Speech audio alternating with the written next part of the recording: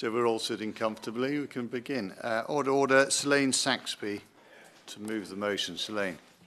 I beg to move that this House has considered funding for bereavement services, and it is a pleasure to serve under your chairmanship, Mr Davies.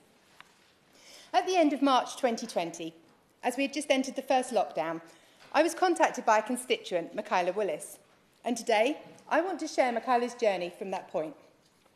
In the late 1990s, Michaela founded and was CEO of the highly regarded National Bereavement Partnership charity. It was set up to give support to those affected by the issues that arose from the Bristol Royal Infirmary public inquiry and the infamous retained organs scandal, having lost a baby there herself. She was chair of the Bristol Heart Children's Action Group and chair of the National Committee relating to organ retention. The charity served both the public and health professionals by providing a helpline surrounding sudden and traumatic death, especially with complicated circumstances. Michaela went on to be a lecturer in death bereavement and human tissue studies, obtained an MSc in healthcare ethics from Bristol University, undertook an audit of 36 hospitals and 5 universities, and wrote the bereavement standards for the Irish government. She was a member of the board for the Retained Organs Commission and the Human Tissue Authority, and sat on the council of the Action Against Medical Accidents. She was also on the board of North Devon Primary Care Trust for 6 years. And in 2002, Michaela was awarded an MBE for her services in this area. Michaela contacted me to say she was thinking of coming out of retirement, as so many people she knew in hospitals around the country had been in contact about what they were dealing with as this pandemic took hold. We are not good at talking about death in this country. Michaela is an expert. It was clear to both of us that bereavement support was going to be needed even more than normal as we headed into the first wave of the pandemic. Each year in England, around 500,000 people die, leaving bereaved families and friends to deal with the aftermath of loss. My grandmother died on Friday. At 98, it was perhaps not unexpected, but the hole it leaves, the shock it was to my mother and uncle and our extended family, is still palpable. As a family, we will muddle through. Most people are able to use their inner resources combined with support from family and friends. But others, particularly if the death is shocking or living circumstances are difficult, will need the support of trained bereavement professionals to find a way through their loss. Around 30% of closely bereaved people needed organised opportunities to reflect on their grief and get support. And a further 10% of people struggle intensively with complex or prolonged grief, needing specialist grief or mental health interventions. Prior to the pandemic, between 20 and 30% of bereaved adults were not able to get the support that they needed. And as we headed into that first wave, we saw a scared population, with a growing number unable to say goodbye to their loved ones, with a medical profession seeing overwhelming levels of death every day in so many wards around the country. Michaela clearly had the know-it-all how to do this, and do this she did. I did what I could, not least of which was getting Openreach to kindly lay 5 kilometres of fibre so she could run a helpline from the depths of North Devon. And she pressed on through this period, and I remember discussing with the Cabinet Office, those of you around the table who joined those calls every morning, I remember explaining to the Minister that we were going to try and set this up from the depths of Devon, because what we were looking at was that unprecedented level of death, loss, grief, and associated psychological dysfunction. In the last 2 years, over 30,000 people have contacted the National Bereavement Partnership. Over those 2 years, the charity have witnessed individuals experiencing grief at many different stages, and so many exhibiting severe and varied emotional turmoil. It can be extremely frightening for and have a detrimental and damaging effect on those who are in desperate need for support but cannot access it. Indeed, the distinct lack of access to services was the very reason for the National Bereavement Partnership's inception. And as Michaela herself says, we have by far outstripped our own expectation of the demand for the services the charity offers, with contacts to the helpline ever growing, with people who need the right kind of support, along with talking space and talking therapies. Michaela says, access to funding has become increasingly competitive over recent years.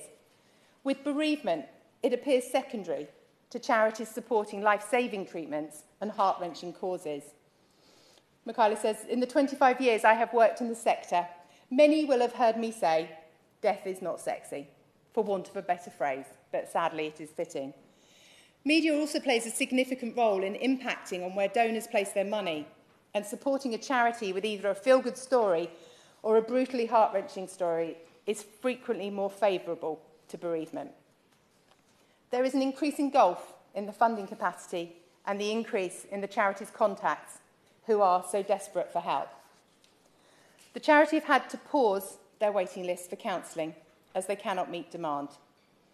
It saddens all of us immensely that they are not able to help and support at the early stages on their struggle before their ability to cope becomes more diminished, causing many other issues in their lives and the inevitable knock-on on the impact on the NHS. The feeling is from the charity is that if they can assist at an early stage and talk coping mechanisms and strategy, and then what the last 2 years has shown them is that that grief journey can be very different. The COVID-19 pandemic and its continuing legacy has brought unprecedented levels of grief and psychological dysfunction to those suffering a loss. There was grief pre-pandemic, and there were many unique pandemic and aftermath grief risk factors, dysfunctional grief, PTSD symptoms, general psychiatric distress, disrupted meaning, and functional impairment in treatment seeking. And this was coupled with many living losses and contending with varying levels of emotional well-being and mental health. And what is truly alarming are the coping strategies that people turn to get by. Alcohol, antidepressants, antipsychotics, worsening mental health, including self-harm, risky lifestyles, and suicidal ideation, and gambling. The charity have taken more than 30,000 calls, delivered over 80,000 hours of helpline services, and over 10,000 hours of counselling. However, the demand continues to outstrip the current supply. Their service is more personal and proactive, enabling reduced numbers to take up valuable NHS time, and therefore is dramatically more cost-effective.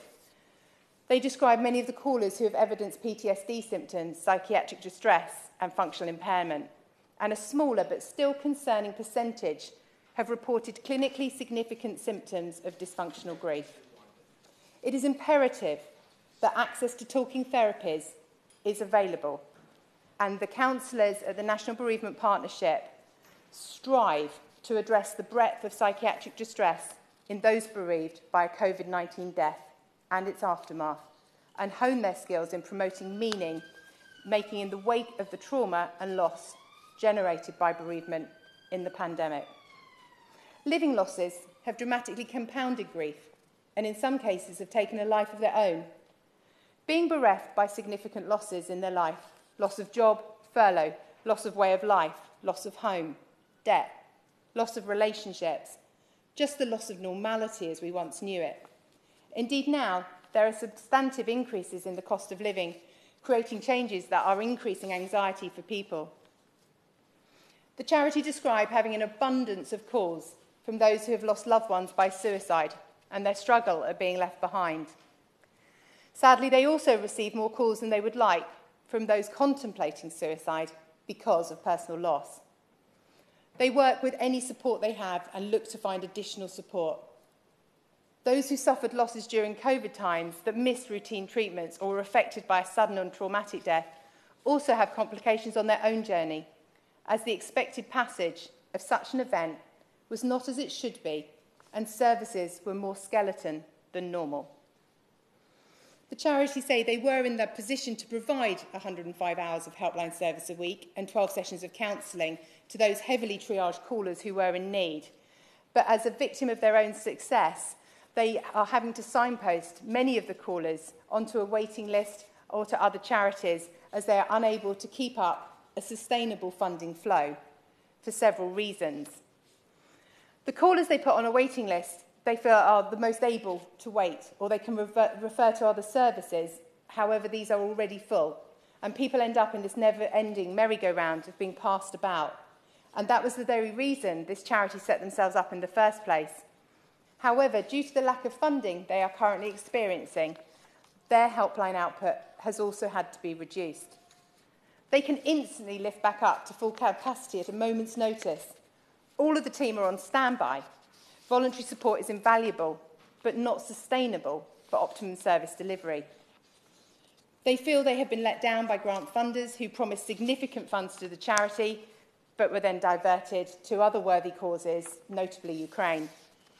The sadness of this is that the charity have again witnessed the spike in contacts due to the impact of the war that is having on people, and yet the charity itself is struggling to cope. The charity, and I believe as well, have proven that they excel at service delivery when sufficient funds are in place. The service is well received and has had tremendous feedback, and it prevents many people from using the NHS. That prevention of a deterioration in mental health, and in some cases, they've saved lives.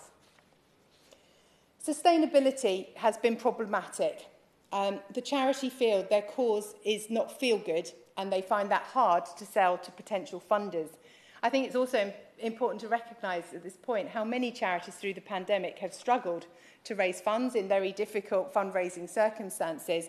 And obviously this is a new charity that's set up in the heart of a pandemic, so some of those natural fundraising streams have not been available to them. They then at great lengths have found funders who have not delivered, have caused additional friction in the service delivery. And that whilst they have received governmental support in the past, enabling them to deliver that optimum service for a short time, that funding was short-lived, and it was, in their mind, short-sighted not to continue this, because until it is sustainable, it eases the NHS and it stops more people entering our valuable NHS system and gives independent support to people who call and need it. The charity feel to continue to do the work that they do and deal with the increasing demand on their service in a world where access to funding is stark. They need to find financial support now before these effective services are lost, and that will increase pressure on already overstretched services, particularly the NHS. But I have been overwhelmed by the number of other bereavement groups and charities that have contacted me ahead of this debate to highlight identical issues at other parts in the sector. The charity will continue to seek funding from any areas that they can, and I hope that anyone that is listening to this debate who is feeling like a donation this afternoon will be able to work with the charity to see what else can be done to support. Because they launched at speed, and within a matter of months, they became the key player in this sector in terms of their complete service that they offer. Ultimately, good bereavement support leads to good mental health and well-being in a world that is being crippled by losses. And rather than being ignored, this should be embraced. The charity's financial requirement to meet the demand of the service, all they need per month is effectively £20,000, with an additional £10,000 of expenditure each month targeted towards counselling. And that is all. Some of the numbers we talk about up here when we look at billions, this is really not that much. Yet without support from somewhere, this vital charity will not be able to continue. I applied for this debate to highlight the issues for the charity in a tiny way I helped set up in that first lockdown. And it hasn't really been for the people of my constituents. Our pandemic has been smaller than many other parts of the country. But from the depths of North Devon, one woman has reached out across the country. Other bereavement charities have also contacted me to highlight the variance in their funding and the concern that integrated care boards will not give bereavement support the priority it rightly deserves and needs. NHS need a senior lead for bereavement. The issues that stem from grief, left unsupported, cost the Treasury nearly £8 billion a year through reduced tax revenues, from a cost to the UK economy of £23 billion a year. This week sees Michaela as a joint author of a paper in the British Journal of Guidance and Counselling, which details that there have been over 6 million deaths globally from COVID-19 and nearly 175,000 here in the UK, each of which has been estimated to affect an average of 9 family members. We know our mental health has been damaged by the pandemic, and for those that lost loved ones, they must endure that grief and distress, and we with them, that they have and we have unfortunately experienced. We must also ensure that that grief does not lead to another pandemic of highly distressed mourners, and find a way to fund these vital services more effectively to ensure the knowledge and experience of someone like Michaela can be benefited by those who so need it. Thank you so much. The question is that this House has considered funding for bereavement charities. Jim Shannon. Jim. Thank you, Mr Davies. First of all, can I congratulate and thank the Honourable Lady for North Devon for bringing this forward. When I've seen the topic, funding for bereavement charities, it's one that I suppose that we deal with nearly every day. Bereavement charities, if not with the funding of it. We don't always see the funding, we don't always see the charitable work that they do, but we do see the end results of what they do. And the Honourable Lady, I think, has outlined very clearly, very helpfully for this debate the importance of the very issue, the funding for bereavement charities. There wouldn't be, in our own constituency, Mr Chairman, where we haven't had direct contact with some of the bereavement charities. This last 2 and a bit years have been quite difficult years.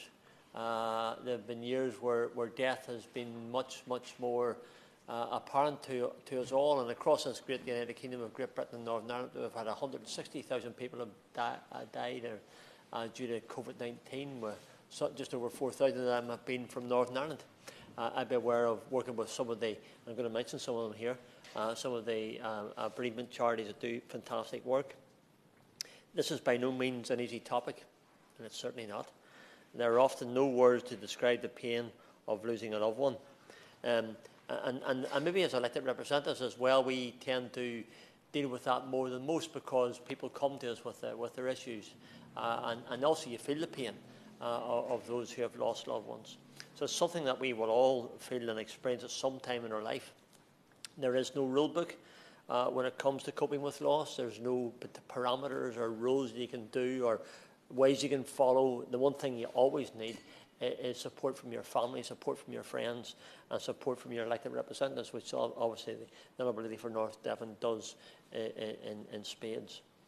But we're very fortunate enough in the United Kingdom to have a very long list of charities that work tirelessly to provide support for the bereaved. So it's great to be here to encourage them, all those charities, and also perhaps to look towards our Minister to find how we can ensure that the work that they do can continue, and perhaps, as the Honourable Lady refers to, and do it better. When death first comes, more often than not, Mr Chairman, it's a church, it's a minister, it's a pastor, it's a priest that comes to offer support. It's your family that gathers round. The Honourable Lady referred as well, and I took note of it because I had in my mind before I came here, is the rise in suicides that we've had across the United Kingdom. I know we had a spate of them in my constituency, and it was very hard because it's mostly young people. So the hurt and the pain and the loss was greater, perhaps because they were younger. Not that the pain for anybody should be any more or less, but when you see young life being lost, it does affect you. As we all know too well, the COVID-19 pandemic caused many people, old and young, to lose their lives. There's been an immense feeling of loss since the beginning, and something we can all resonate with. Members will recall only too well in the chamber, and I reminded people that I lost my mother-in-law as well. But it did provide great assurance from the family and from the local church as well at that time. Although it doesn't, Mr Chairman, take away the pain of the loss and the hurt, even if you know that your mother-in-law is in heaven. However, it is fair to say that everybody copes differently. We all have different ways of responding to it, different ways of dealing with it. So I want to praise the work of the NHS charities together, who have allocated some 125 million to a range of projects that aim to support the NHS staff, the volunteers, the patients who are coping with bereavement. all those wonderful, wonderful people who have done incredible things. NHS staff, we have the Shadow Minister here. We know the Shadow Minister is one of those NHS staff, and we thank her for all her contribution. And the Honourable Lady, I understand, spends a few days a week at the job, and I'm not saying it for any other reason to put it on record and thank the Honourable Lady for that, because it's something that we all appreciate. NHS staff are among those mourning the loss of loved ones during the pandemic, and for many their personal grief has been made all the more complex due to isolation from family and friends while working in high-pressure environments in the face of COVID-19. King's College Hospital are among those who have launched a bereavement service for the NHS workers.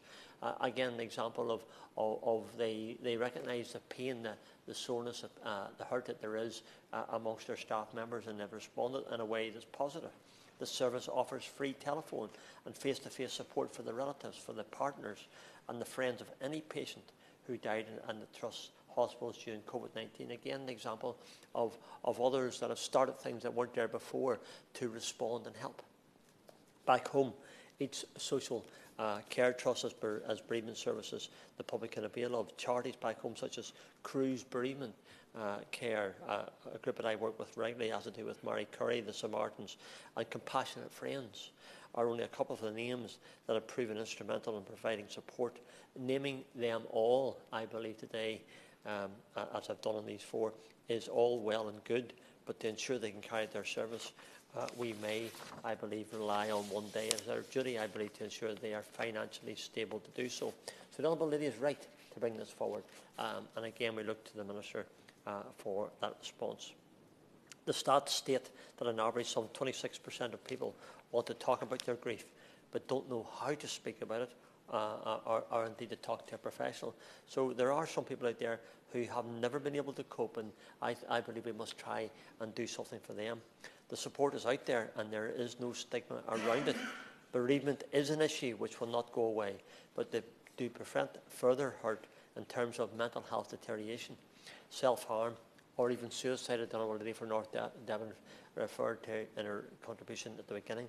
We must, I believe, ensure additional funding to bereavement organisations to allow people access to the help that they need. So I ask, and I conclude with this comment, Mr. Chairman, I would ask for and call upon the Government and the Minister to look at the bereavement and mental health strategies in terms of funding. I know Government has committed a substantial amount of money to mental health, and I welcome that, and I'm very pleased to see it. So maybe within that funding, I'm asking the question, would some of that be available for bereavement care?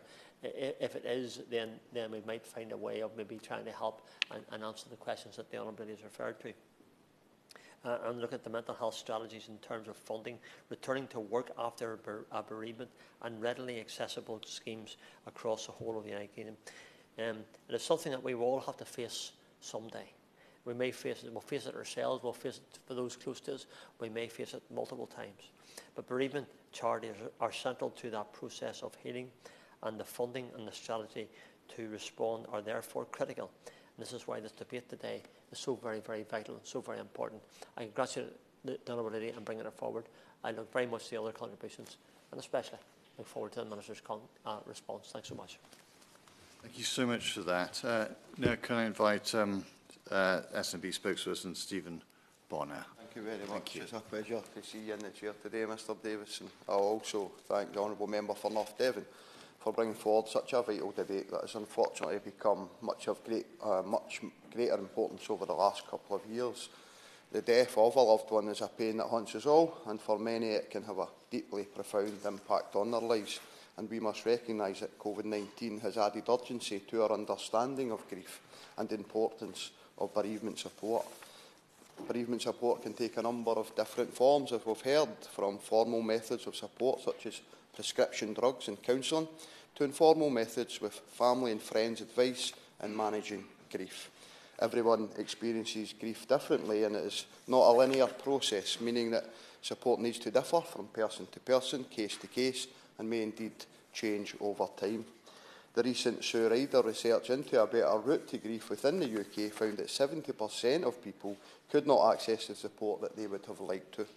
63% accessed informal support only, and only 34% were assessed for some type of formal support. Almost 1 in 5 people cited that the barriers preventing them from accessing formal support was due to a lack of culturally relevant services and because of the service could not be provided in the recipient's language. And I'm sure everyone across the House would agree that we all have a duty of care towards our constituents, and these statistics are simply not to be borne. No one should be unable to access support for the culture they hold or the language that they speak, Mr Chair. And at this point, I'd just like to thank the member for North Devon for setting out the fantastic initiative on expertise of her constituent, Michaela, in her opening remarks, and she's clearly a formidable campaigner. And the member for Strangford spoke about, with his usual knowledge and the compassion that he is so well known for across this place, he spoke about funding and just how important it is, particularly over the last couple of years. He also spoke about the losses suffered in his part of the world due to the pandemic. And today we remember everyone lost to that horrible, horrible virus. The Scottish Government are leading in this area, Mr Chair, with a mental health transition and recovery plan that recognises the importance of ensuring that high-quality, person-centred bereavement care and support is available to those who need it. This has been delivered through targeted spending towards mental health, with 10% of Scotland's NHS frontline spending going directly into that area. This is but a simple step we can take to ensure our NHS health boards have our constituents, their needs and their support at the very heart of what they do. And I formally recommend that the Minister explores the potential of this, and I'm looking forward to hearing what the Government here are looking to do. The Scottish Government has also funded a number of charitable organisations, including Child Bereavement UK, Include and Curse Bereavement Care Scotland, to ensure additional support is available to individuals and families at the point of need. My own office manager was able to access the Curse Bereavement services over the last year due to the loss of her father, and she explained to me in great detail how she applauds the quick access to a qualified specialist within 2 weeks of initial contact, and the time, dedication and individualised support given to her by the team. This has all been made possible from that additional funding put in place, and has in turn cut down waiting times and made services far more accessible and wide-ranging. Much more must be done, however, in funding a marketing campaign to actively support grassroots charities and promote the support available to grief sufferers. This would allow grief to be recognised with a formal bereavement-specific pathway that accounts for its multifaceted impact on individual lives. It also encourages employers and workplaces across all 4 nations to understand the importance of a compassionate approach to a healthy working environment. My SNP colleagues within this House have long campaigned for legislation on paid bereavement leave, for example, particularly in the case of miscarriage. The loss of a baby is a pain that no parent should have to endure. My honourable friend, the member for Lanark and Hamilton East, introduced a private member's bill last month to change the law to ensure those who experience a miscarriage are given at least 3 days of paid leave. Tomorrow she will present a 10-minute rule bill which, if successful, would introduce statutory paid leave for parents who experience miscarriage before 24 weeks of pregnancy. While 2 weeks parental bereavement leave and pay is in place after stillbirth, there is no such support for anyone who has experienced a miscarriage before 24 weeks of pregnancy. While bereavement is indeed a fact of life, if a fraction of the costs associated with it could be mitigated with better support at the right time, we could boost our economy and have a healthier society with a greater sense of well-being at its very heart. And I urge all members within this chamber and, indeed, across the whole House to support the bill tomorrow, and in doing so, take positive steps into making these 4 nations a compassionate and empathetic place for all those experiencing bereavements. Thank you. And now, on behalf of the Labour Party, Rosanna Allen-Carr. Thank you. It's a pleasure to wind up for the opposition with you and the Chair. And in fact, it was approximately 6 years ago where you sat next to me when I made my maiden speech, and this is the first time I have the pleasure of you in the Chair in Westminster Hall. I'd like to thank the Honourable Member for North Devon for securing this incredibly important debate, and to all honourable members for their thoughtful contributions this afternoon. People, including us in this place, are growing more comfortable in sharing our own experience of loss and grief. And I thank the Honourable Member for Strangford for kindly mentioning my professional experience with those needing bereavement support. But last year I had the very painful personal experience of losing my father after a very long, protracted, difficult, painful battle with dementia, which came on when he was very young. No one can prepare you for how you will cope with the loss, and everyone will react incredibly differently. The only sure thing that we do know is that everyone will go through it at some point. And it's important to remember that everyone deals with loss differently. I threw myself into exercise and relied on a support network of my friends and family. Together we mourned for the life lost and the experiences we were never able to have. And others require professional help. I'd like to take this opportunity to thank the palliative, neurological and bereavement support charity Sue Ryder for the assistance they provide to so many families, and to Lottie Tomlinson, who has done so much to break down the stigma that still exists around bereavement. Lottie speaks from the heart about navigating the loss of both her mother and sister and the different experiences she had through getting informal support from her family and professional support after the loss of her sister. There is no one-size-fits-all approach to bereavement. Indeed, bereavement is so different for everyone, depending whether you have lost a child, or even in the case of the Honourable Member who secured this debate, I am so sorry to hear about the loss of your grandmother.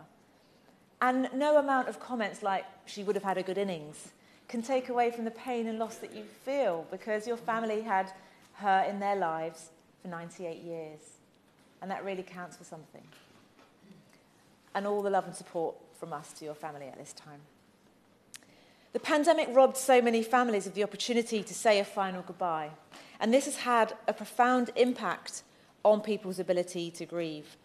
The mental health impact of this is enormous. Around 1 in 10 people bereaved will suffer from prolonged grief disorder, resulting in severe mental health conditions such as PTSD, post-traumatic stress disorder. And in a report released by Sue Ryder last week, 70% of respondents reported that they could not access the type of support they would have liked after a close bereavement. And the most common barriers to accessing support were that it was not culturally specific or not provided in a recipient's language. This has to change. There is a postcode lottery on bereavement support, and this should not be the case. Some local authorities do a fantastic job of limited resources, but it shouldn't have to be this way. So much for levelling up if some areas cannot even afford dignity in death. Bereavement charities and local authorities should not be living hand to mouth when it comes to bereavement support. There needs to be a clear strategy from the government that tackles the social isolation and loneliness that people often experience after a death.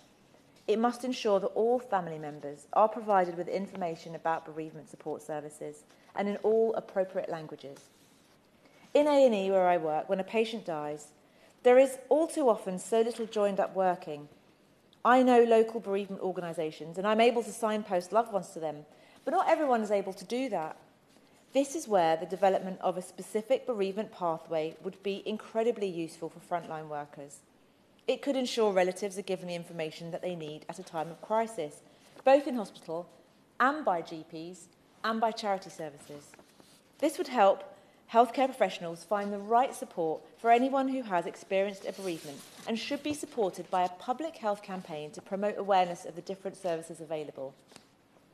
I would again like to thank everyone who has shared their experiences to help tackle the pernicious stigma still associated with bereavement.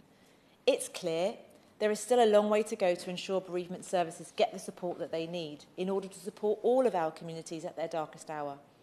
I really do urge the Minister to take the comments made today into account.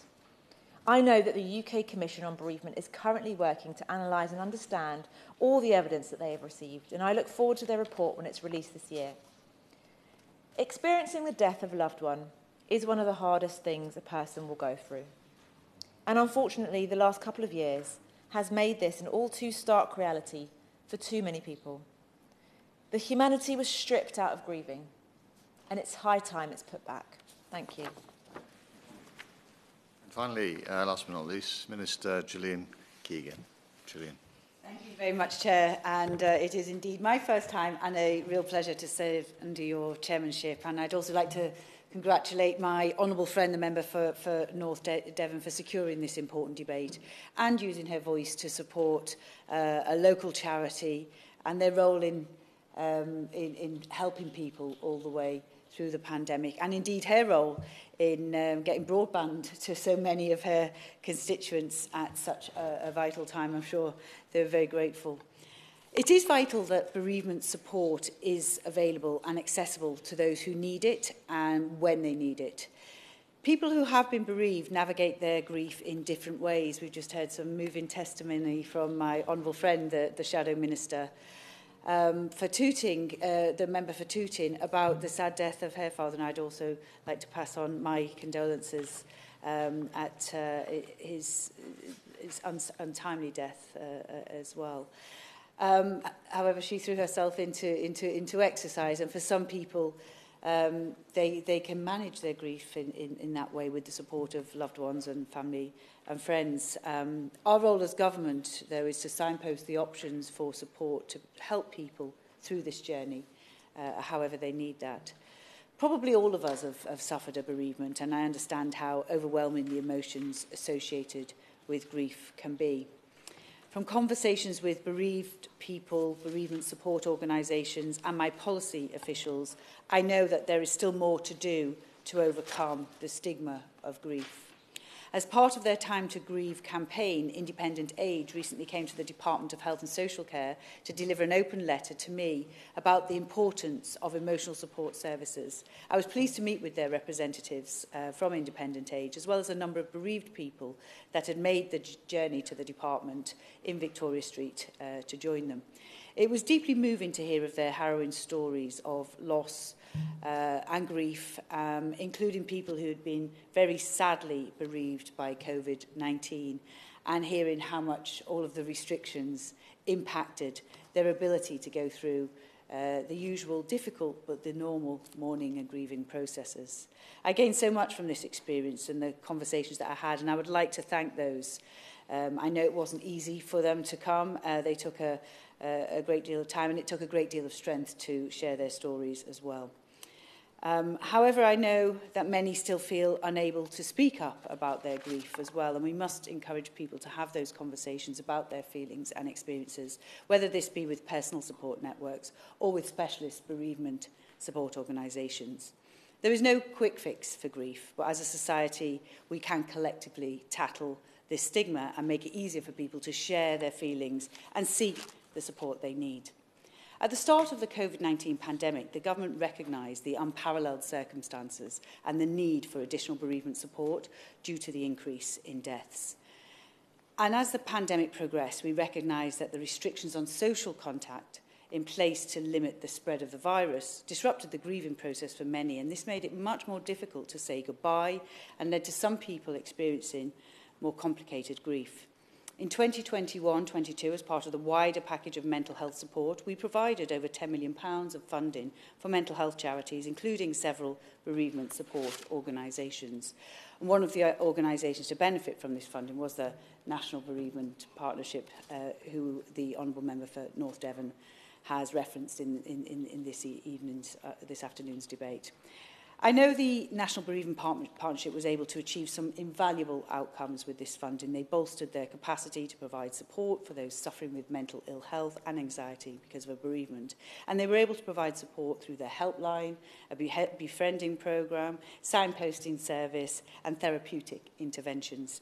And I'm truly grateful for all their hard work during this tough period.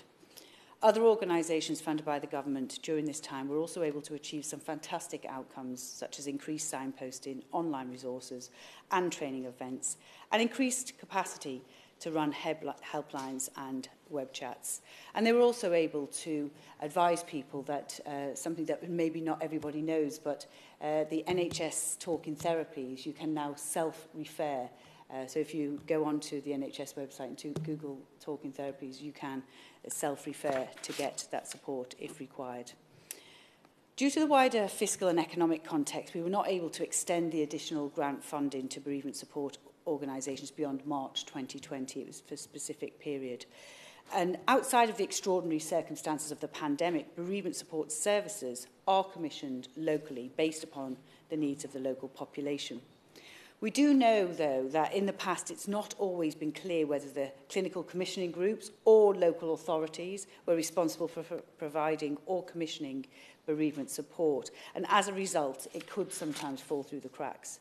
However, the establishment of the integrated care systems as of last Friday in place across the country will help to improve collaboration between commissioners, local authorities and other partners, and the integrated care system for Devon now is established, and I'm sure that the Honourable Member for North Devon will be meeting with them very shortly.